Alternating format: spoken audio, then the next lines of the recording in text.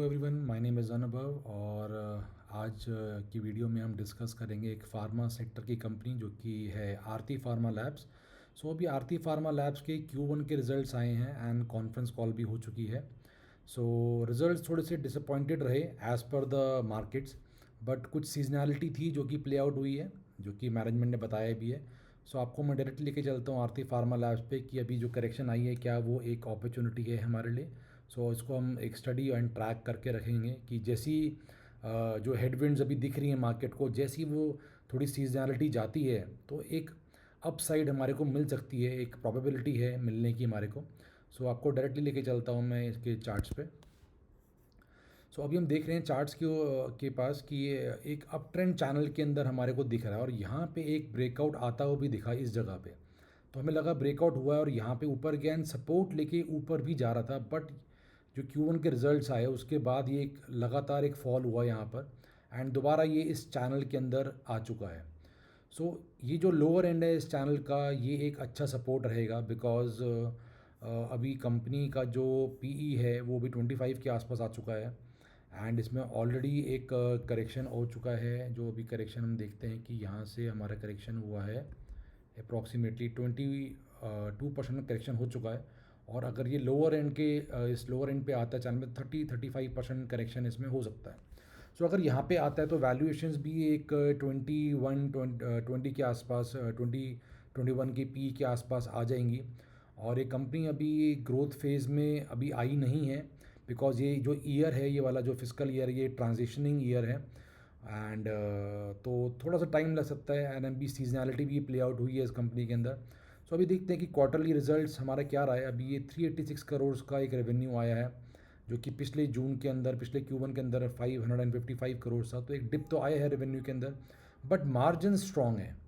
Margin जो strong है इस वजह से इतना सीवियर करेक्शन नहीं आया, वरना तो इसमें सर्किट लग जाता नीचे का। बट 24% का मार्जिन जो अभी कंपनी ने रखा हुआ है तो वो काफ़ी एक गाइडेड मार्जिन है, 22 to 25% के बीच में जो मार्जिन बोला है कंपनी ने। ये एक अच्छी बात है।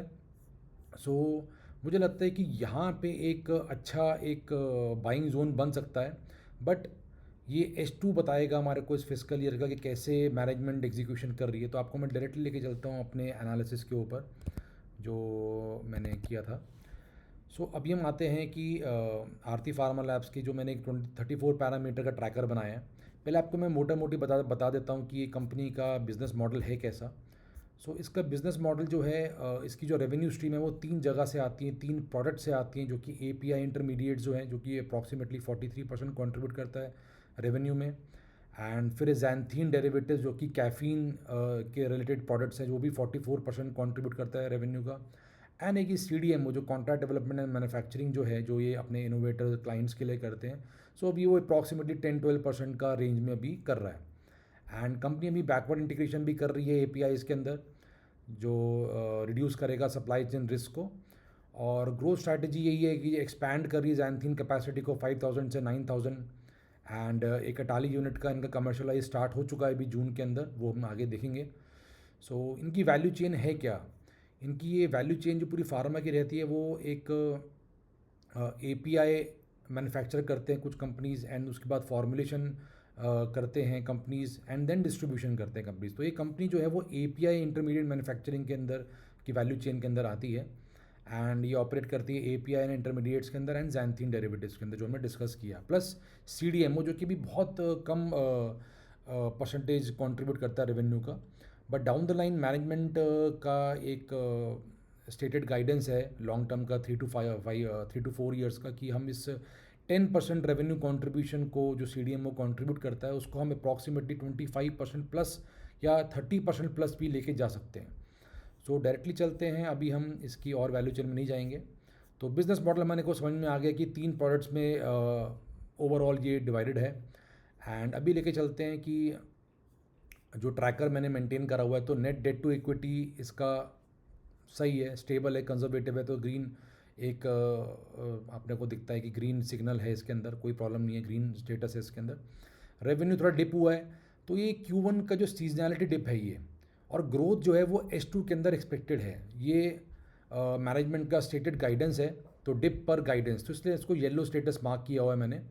सो बट अगर H2 के अंदर भी ये डिप कंटिन्यू रहता है, अगर रैंप अप नहीं होता रेवेन्यू में, तो ये एक रेड सिग्नल हो जाएगा जहाँ पे हमारे को थोड़ा सा एग्जिट के लिए बारे में सोचना पड़ेगा, बिकॉज एग्जीक्यूशन में प्रॉब्लम आ रही होगी कंपनी को उस टाइम पे। सो वो हमें ट्रैक करना पड़ेगा।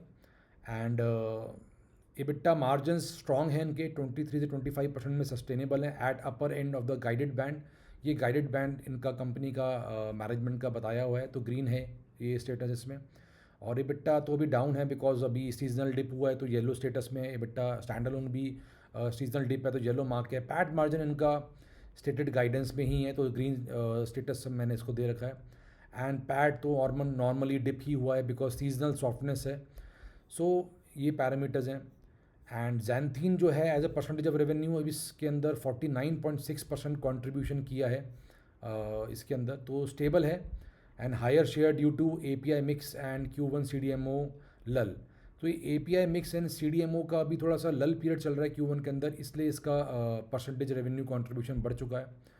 तो और CDMO का भी बहुत कम हो के आ चुका है बिकॉज ये सीजनैलिटी है जो कि स्पाइक होगा हमारा H2 के अंदर। तो रेवेन्यू यहाँ का 2.4 है, आपको दिखेगा उस टाइम पे H2 के अंदर कि ये 10, 12, 15% भी जा सकता है। केपेक्स जो है ये अटाली के अंदर केपेक्स कर रही है, सो वो ग्रीन सिग्नल है, कोई दिक्कत नहीं है। हमारा 400 करोड़ का एक्सपेक्टेशन है FY26 के अंदर जो कि ऑन द ट्रैक है, तो इसलिए ग्रीन सिग्नल है। जैंथीन कैपेसिटी ये 5000 से 9000 कर रहे हैं बाय FY27, सो एक्सपेंशन शेड्यूल्ड है। मैनेजमेंट कॉन्फिडेंट है, इसलिए ग्रीन सिग्नल दिया मैंने। अटाली प्रोजेक्ट स्टेटस भी ऑन ट्रैक है, स्टेप वाइज कमीशनिंग हो रही है Q2 Q3 में। Q1 में स्टार्ट हो चुकी है, जून के अंदर स्टार्ट हो चुकी है, एंड कोई डिले इसके अंदर अभी तक तो नहीं दिख रहा है, इसलिए ग्रीन स्टेटस मैंने इसको मेंटेन किया। बट इसको येलो करना चाहिए था मेरे को बिकॉज अभी हमें स्टेप वाइज कमीशनिंग हो रही है, तो कोई दिक्कत नहीं है, इसको देखते रहेंगे, हम इसको ट्रैक करते रहेंगे। CDMO एक्टिव प्रोजेक्ट्स पाइपलाइन में इनके अच्छे खासे पाइपलाइन में प्रोजेक्ट्स हैं इनके, मोर देन 55, सो ये भी स्टेबल है, ग्रीन सिग्नल है। एंड पाइपलाइन भी इनकी अच्छी, कमर्शियल जो है 33 हो चुके हैं। कस्टमर्स भी इनके स्टेबल हैं, कोई दिक्कत नहीं है। API भी कमर्शलाइज इनके 60 हो चुके हैं, और लॉन्चेस आने वाले टाइम में आने ही हैं, सो ग्रीन सिग्नल यहाँ पे भी है। तो ऑर्डर बुक भी स्ट्रांग है इनकी। तो मोटा मोटी हम देख रहे हैं कि ओवरऑल ग्रीन सिग्नल्स और काफ़ी अच्छे हैं।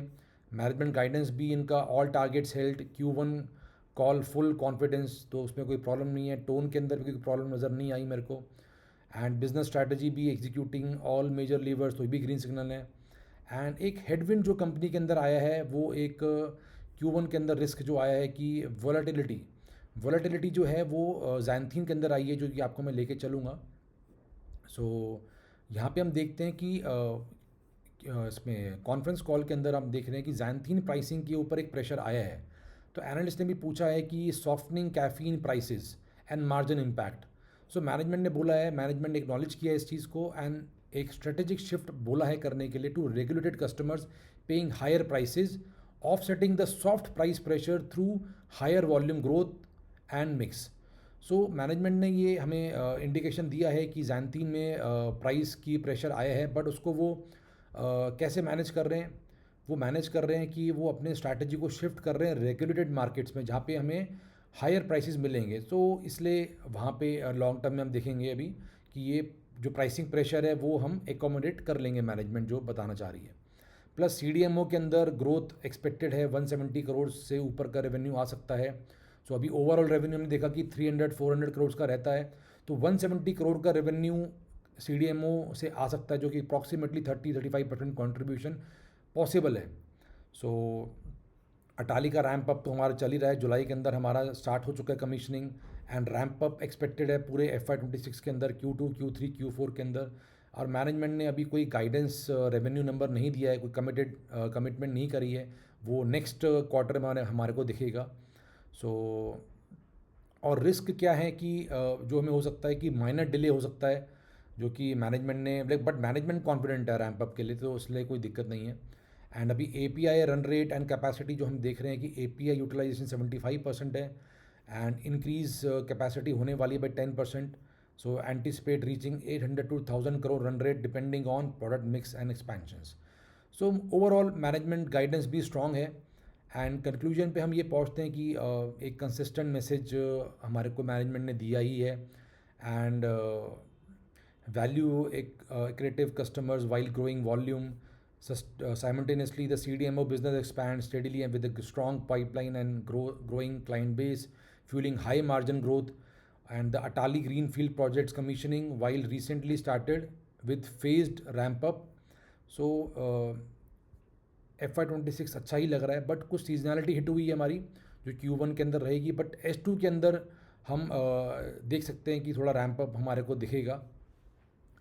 एंड ये थोड़ा डिटेल्ड है, जो कि मैंने को बताया भी आपको। यही प्रॉब्लम जो भी स्टॉक करेक्शन आया है ना, तो वो इस वजह से ही आया है कि प्राइस सॉफ्टनिंग हुई है जैंथीन के अंदर, और उसको मैनेजमेंट फाइट करने के लिए अपना प्लान दे चुकी है, रेगुलेटेड मार्केट्स में शिफ्ट कर रही है एंड वॉल्यूम ग्रोथ इसमें करेगी। सो इसलिए प्राइस थोड़ा करेक्शन हुआ है मार्केट में भी। अगर मैं देखूं कि मार्केट शायद इसको इसलिए नीचे लेके आई है बिकॉज वो मोर देन 30 पी स्टॉक को नहीं देना चाहती अभी, क्योंकि अभी वो FY26 के अंदर पॉसिबल है कि मार्केट इसको गेज करेगी कि मैनेजमेंट सेकेंड हाफ में कैसा एग्जीक्यूशन करती है। मे बी शायद अगर H2 के अंदर एग्जीक्यूशन आती है तब ये 30+ का पी कमांड कर सकता है, बिकॉज तब CDMO ग्रोथ स्टार्ट हो जाएगी। And FY27 will be a very crucial year for the management, because और उसके साइंस हमारे को H2 में स्टार्ट हो जाएंगे दिखने। सो अगर ऐसा होता है H2 के अंदर कि जो भी प्रॉब्लम्स हैं जैंथीन के अंदर वो ख़त्म हो जाती हैं, और इनका जो अटाली का जो इनका कैपेक्स चल रहा है एंड वो अच्छा एग्जीक्यूशन हो जाता है, प्लस CDMO ग्रोथ आ जाती है H2 के अंदर, तो हम देख सकते हैं कि 30+ पी ये कमांड कर सकती है। तो यहाँ से कोई भी टिप मुझे लगता है कि एक अपॉर्चुनिटी होगी एक एक्योमोडेट मतलब एक्यूमुलेट करने की थोड़ी, बट फेज़ वाइज हम भी फेज़ वाइज मैनर में ही एक्यूमुलेट करेंगे स्टॉक। कोई बाइंग सेलिंग रिकमेंडेशन नहीं है, बट ये मेरा एक थॉट प्रोसेस है। सो बिकॉज सीजनैलिटी है, सीजनैलिटी की वजह से स्टॉक प्राइस नीचे आ रहा है and market wait and watch इस स्टॉक के अंदर अपना स्ट्रैटेजी बना रहे, तो हमें भी उसके हिसाब से थोड़ा फेज़ मैनर में दिखना पड़ेगा। सो और तो इसमें मुझे कुछ नहीं दिख रहा। एंड मोटा मोटी मैंने एक अपना ट्रैकर बना रखा है, मैनेजमेंट आउटलुक गाइडेंस का भी मैंने यहाँ पे बना रखा है कि रेवेन्यू ग्रोथ अभी मैंने येलो मार्क कर रखी है, बिट्टा ग्रोथ भी येलो मार्क कर रखी है। एंड सो ये पैरामीटर्स हैं जो मैंने अपने एक इंसाइट्स ट्रैकर बना रखे हैं, ये मैं ट्रैक करता रहूँगा एंड Q3 Q4 के अंदर, Q2 Q3 Q4 के अंदर भी आपको मैं अपडेट देता रहूँगा। सो इस वीडियो में इतना ही। एंड इसको मैं Q2 Q3 Q4 में ट्रैक करता रहूँगा। अगर जहाँ पे अपॉर्चुनिटी मिली मेरे को, जहाँ पे मुझे लग रहा है कि अगर मैनेजमेंट ने एग्जीक्यूशन स्टार्ट कर चुकी है और सीजनैलिटी ख़त्म हो चुकी है, H2 के अंदर हमें रिवाइवल मिलता है, सो मैं आपको अपडेट ज़रूर करूँगा इस कंपनी के ऊपर। सो थैंक यू, थोड़ा डिटेल वीडियो हो चुका है, बट कोई बात नहीं, नेक्स्ट वीडियो में मिलते हैं। Thank you.